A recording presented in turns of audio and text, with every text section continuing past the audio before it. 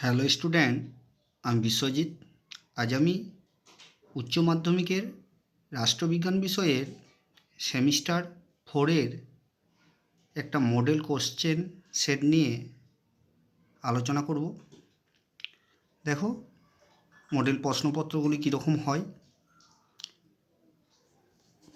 First যেরকমভাবে প্রশ্নটা আসে, প্রথমে বলে নিই, টাইম থাকবে 2 ঘন্টা আর সম্পূর্ণ মার্কস 40 নম্বর।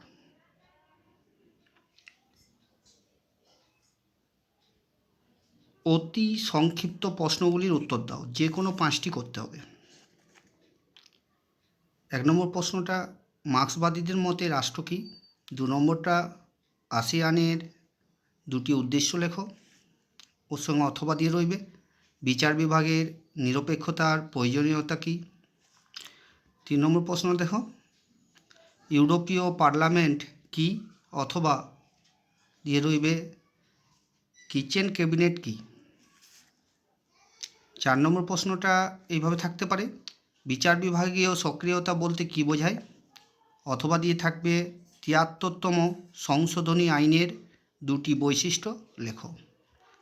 5 নম্বর প্রশ্ন দেখো, গ্রাম পঞ্চায়েতের 2টি আয়ের উৎস লেখো। বিয়ের দাগে দেখো, সংক্ষিপ্ত প্রশ্নগুলি উত্তর দাও। প্রশ্নমানগুলি পাশে দেওয়া আছে। 1 নম্বর প্রশ্নটা আছে, নর্মদা বাঁচাও আন্দোলনের গুরুত্ব ও বৈশিষ্ট্য আলোচনা করো। 2 নম্বর প্রশ্নটা আছে, সার্কের যে কোনো 4টি সাফল্য বর্ণনা করো। 3 নম্বর প্রশ্ন দেখো, গ্রাম পঞ্চায়েতের কাজগুলি আলোচনা করো। এর সঙ্গে অথবা দিয়ে থাকতে পারে, জেলা পরিষদের ক্ষমতা ও কার্যাবলী আলোচনা করো।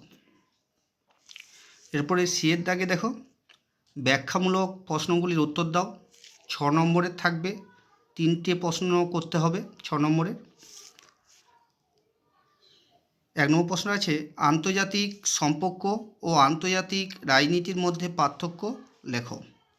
2 নম্বর প্রশ্নটা আছে, বিশ্বায়নের কারণগুলি ব্যাখ্যা করো। অথবা দিয়ে থাকতে পারে এরকম, ভারতের প্রধানমন্ত্রীর ক্ষমতা ও কার্যাবলী বিশ্লেষণ করো।